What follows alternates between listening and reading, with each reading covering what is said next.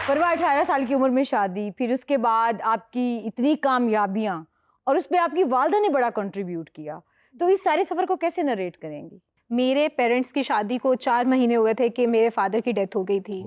मेरी अम्मी मेरे साथ प्रेग्नेंट थी, मैं अपने अब्बू के जाने के 6 मंथ्स के बाद पैदा हुई थी और मेरी अम्मी वाज जस्ट 16 इयर्स ओल्ड और वो उस टाइम अपना बोझ भी नहीं उठा सकती थी कि वो मेरा बोझ भी साथ कैरी कर रही थी। फिर हमारी बहुत लंबी जर्नी है, हमने ऐसे दिन भी ज़िंदगी में गुजारे हैं कि हमारे पास खाने के लिए भी कुछ नहीं होता था।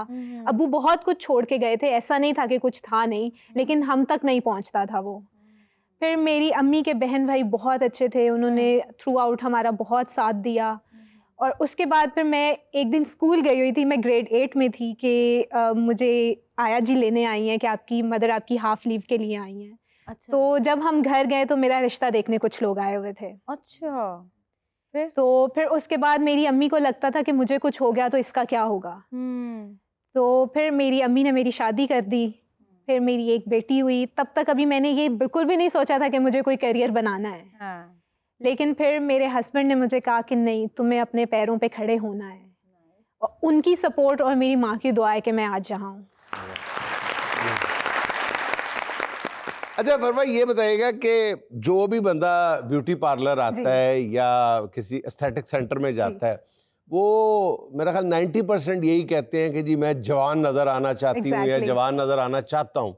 कोई ये भी कहता है आपसे आके कि मैं अमीर नज़र आना चाहता हूँ? ऐसा कभी नहीं हुआ। अच्छा, नहीं, ऐसी लुक्स होती है ना बाज़ ख़वातीन की, बाज़ मर्दों की, कि जेब में चाहे कख ना हो, लेकिन वो कहते हैं कि जी नजर ऐसे आया हूँ कि जनाब अली। ऐसा भी होता है। हाँ, इसका मतलब कुछ लोग आगे फरमाइश करते हैं। बिल्कुल करते हैं। नहीं तो ऐसा शख्स आ जाए तो रिच लुक कैसे देती हैं? माथे पे 5000 का नोट चिपका देती है।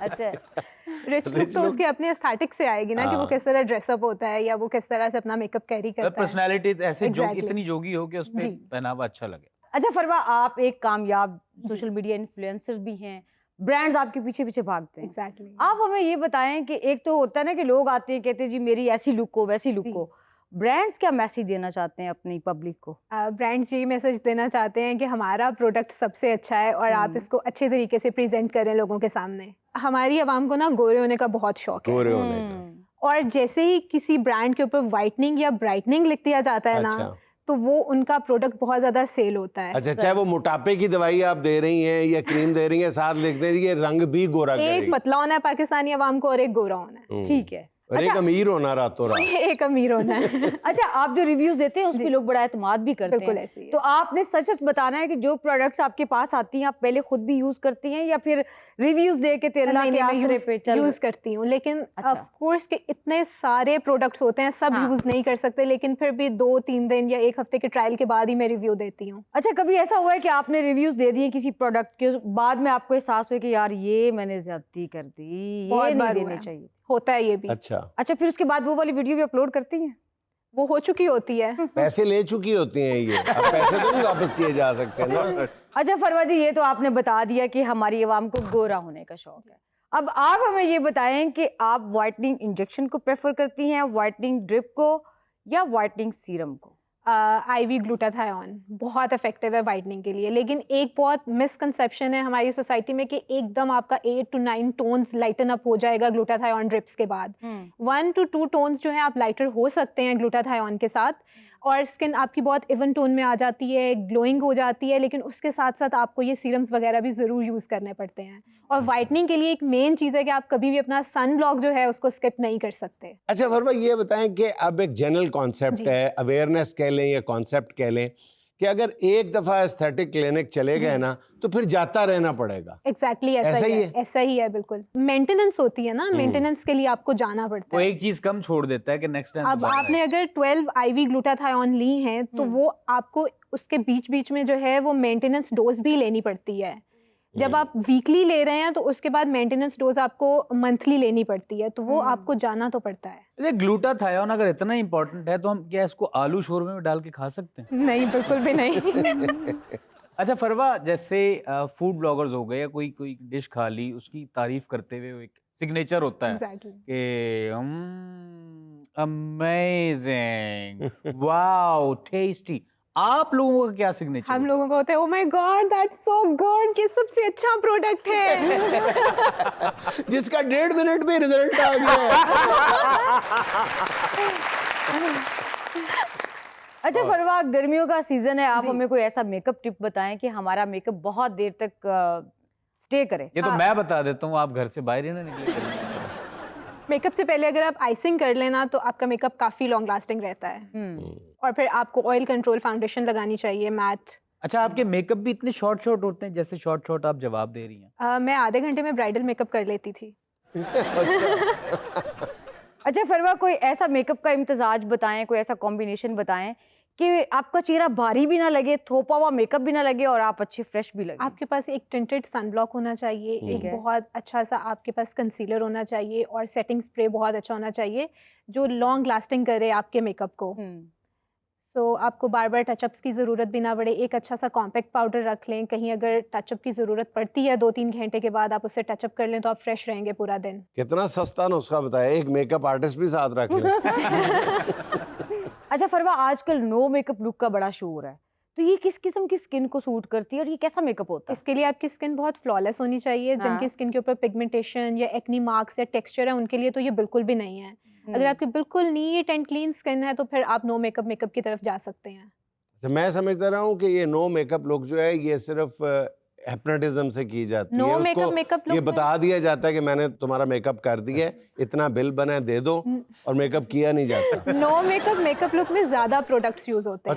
अच्छा कैसे, थोड़ा बताएं हमें। उसमें आपको स्किन प्रेप बहुत अच्छी करनी पड़ती है। फॉर एग्जांपल सबसे पहले आपको एक अच्छा सा मिस्ट लगाना पड़ता है, देन कोई हाइड्रेटिंग सीरम लगाना पड़ता है, देन उसके बाद आपका मॉइस्चराइजर सनब्लॉक होता है। आपकी स्किन बहुत हाइड्रेटेड, बहुत जूसी और बहुत प्लम्प लगनी चाहिए नो मेकअप लुक में। उसके बाद फिर आप कोई टिंटेड सनस्क्रीन या टिंटेड मॉइस्चराइजर यूज करते हैं। फिर आप कोई बहुत लाइट वेट हाइड्रेटिंग सा कंसीलर यूज करते हैं। फिर आपने उसमें कॉम्पैक्ट पाउडर, चीजें उससे ज्यादा यूज होती हैं आम मेकअप से। तो नो मेकअप क्यों नाम दिया हुआ इसको? नो मेकअप इसलिए दिया हुआ है कि वो नजर नहीं आता, वो बहुत लाइट मेकअप लग रहा होता है। वो लाइट लग रहा होता है, वो बड़ा मैट मेकअप होता है, लेकिन होता है काफी ज्यादा। उस पर बहुत मेहनत होती है और ये कोई कोई कर सकता है। फरहा भला इतना मुख्तसर क्यों जवाब देती हैं? वो एक एक जुमला चार्ज करने की आदी हैं। एक दफा इनके पास ब्रांड एंडोर्समेंट के लिए आए, बोला 2 जुमले, फरवा साहबा 2 जुमले कहने, कहती चले जाओ मेरी जिंदगी से, मुझे तनहा छोड़ दो। अच्छा, मैंने एक क्लिप देखा था, स्टार्ट में आपकी स्किन भी एक्नी वाली थी बहुत ज्यादा, तो फिर आपने इतनी क्लीन कैसे कर ली? मैंने होम रेमेडीज बहुत ज्यादा की हैं। और मैं होम रेमेडीज पे बहुत ट्रस्ट करती हूँ। अच्छा जी, तो मैंने तो अपनी स्किन होम रेमेडीज कर करके ठीक क्या होम रेमेडी है, बताएं ना हमारे व्यूअर्स को भी बता दें। एक्नी के लिए मैं यूज करती थी मुल्तानी मिट्टी और उसके अंदर रोज वाटर ऐड करके उसको लगाती थी। ठीक है। और उसके बाद जब मुझे बहुत ज्यादा एक्नी मार्क्स थे ना, मलेठी पाउडर जो है ना, that is magical for spots. मलेठी पाउडर, लिकोरिश पाउडर जिसको कहते हैं। आपने मुल्तानी मिट्टी, लिकोरिश पाउडर और दही या रोज वाटर अपनी स्किन टाइप के मुताबिक लेके अपने फेस पे लगाएं। विद इन 1 मंथ आपकी स्किन पे जितने भी स्पॉट्स हैं वो खत्म हो जाएंगे। अच्छा फरवा, जैसे गर्मियों का सीजन आता है हमारी स्किन 2 शेड हो जाती है और पसीने और अजीब सी चिपचिपी टाइप की, तो उसके लिए भी अपनी कोई होम रेमेडी दे के जाए। तगान नारान चले जाओ। मैं आपको एक बहुत ज़बरदस्त टैनिंग के लिए रेमेडी बताती हूँ, बेस्ट है। आपने हल्दी लेनी है, उसको ड्राई रोस्ट कर लेना है। जब वो डार्क ब्राउन कलर की हो जाए तो उसके अंदर आपने हनी डालना है, टोमेटो प्यूरी डालनी है, मिक्स करके उसको लगा लेना है। 15 मिनट बाद आपने उतारना है। 3 से 4 यूजेस के बाद ही आपकी स्किन इवन टोन में हो जाएगी और जितना भी टैन है वो उतर जाएगा। और इस मौसम में आप टैनिंग से खुद को नहीं बचा सकते। धूप इतनी तेज है और हम हर वक्त तो घर में बंद होके रह भी नहीं सकते। काम पे भी जाना है, बाहर भी निकलना है, तो स्किन बहुत टैन होती है। तो होम रेमेडीज टैनिंग के लिए बेस्ट हैं। तो टोमेटो प्यूरी जो लगानी है वो उस तड़के के बाद लगानी है? तड़के से पहले लगानी है। ठीक। और उतारने के बाद उसका तड़का भी नहीं लगाना। वैसे फरवा, एस्थेटिक फिजिशियंस की खिदमत हासिल करने के बाद भी देखा यह गया है कि खवातीन को फिर भी दर्जनों फिल्टर्स इस्तेमाल करने दर्जनों नहीं करते, सिर्फ एक ही करते हैं। वो तो आप करती हैं ना, मैं दूसरों की बात कर रहा हूँ। वैसे फिल्टर से याद आया, दूसरों की तरफ आप इधर क्यों इशारा कर रहे हो? बेध्यानी में हाथ चला गया था। अगली बेध्यानी की बारी मेरी है। अच्छा, वैसे फिल्टर अगर ना होता एप्स में फिर क्या होता? फिर जिंदगी बहुत आसान होती। जो ये लोग सोशल मीडिया डिल्यूजन में है उसमें ना होते। बहुत अच्छी बात। अच्छा, ये स्किन पोर्स खुलने का बड़ा मसला होता है खवातीन को इस सीजन में, जी। तो स्किन के पोर्स बंद करने का बता दें कोई टोटका। स्किन के पोर्स बंद तो नहीं होंगे, श्रिंक हो जाएंगे। हाँ, श्रिंक हो जाएं। जी, उसके लिए आप 1 टेबलस्पून एप्पल साइडर विनेगर का ऑलमोस्ट 100 ml रोज वाटर में मिक्स करके उसका स्प्रे करें तो पोर्स काफ़ी हद तक श्रिंक हो जाते हैं। सही। वैसे मैंने नोट किया रोज वाटर आपकी रेमेडीज का जुज़ है लाजमी। एग्जैक्टली। सारों की जितनी भी हमारी नानियां दादी हैं उनके भी हर टोटके में रोज वाटर शामिल होता था। और ग्लिसरीन का बहुत ज्यादा use ग्लिसरीन होता बहुत अच्छी चीज़ है। Glycerine basically natural hyaluronic acid है। है। जितना ग्लिसरीन आपकी स्किन को हाइड्रेट करता है कोई चीज़ नहीं कर सकती। तो मेरी नानी का एक टोटका था। मेरी नानी बहुत गोरी चिट्टी और बहुत उनकी स्किन शाइन कर रही होती थी। इवन वो सारा दिन धूप सेकती थी, उसके बावजूद उनकी स्किन पे कोई उसका असर नहीं आता था। वो एक ही चीज़ लगाती थी, ग्लिसरीन, रोज वाटर और 2-3 ड्रॉप्स वो उसके अंदर लेमन के ऐड करती थी और अपने फेस पे भी, हाथों पाँव पे भी वो लगाती थी और बहुत खूबसूरत थी उनकी स्किन। अच्छा, आप बता रही थी कि आप ब्राइडल मेकअप आधे घंटे में कर जी। लेती हैं। लेकिन पैसे पूरे लेती हैं।